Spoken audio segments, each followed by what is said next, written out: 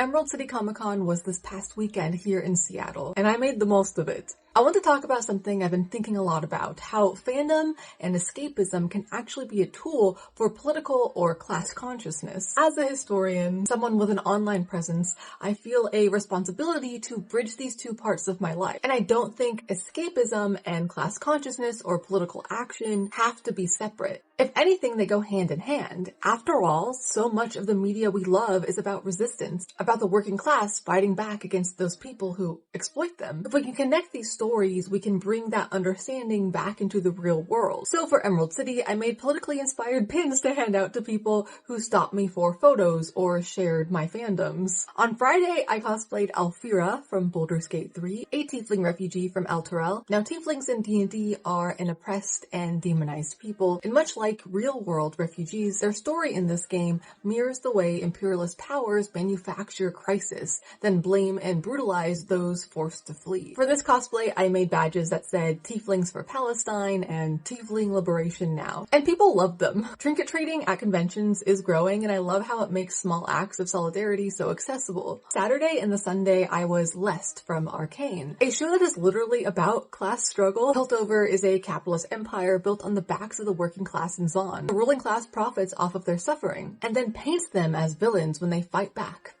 Sound familiar? So I made badges that said Free Zon from Piltovan oppression, Free Zon, Free Palestine, and Shimmer, not gas. Because even in this fictional world, the state uses chemical warfare against the poor while hoarding resources for the wealthy. And I knew that bringing real world issues into a space meant for escape could upset some people. But what is escapism if not imagining a better world? And how can we imagine a better world without acknowledging the systems that need to be dismantled? I think there's a way to enjoy media responsibly, engaging with its messages instead of ignoring them. Because the truth is, the people in power would love for us to see these stories as just fiction, to feel something but never act on it, to root for the revolution on screen, but to think it's impossible in real life. But revolution is always possible. I even heard from someone after the con already that these badges help some people feel more confident discussing these issues, that it inspired them. And that's all I really want, to be inspired in ways that move the world forward, even just a little bit.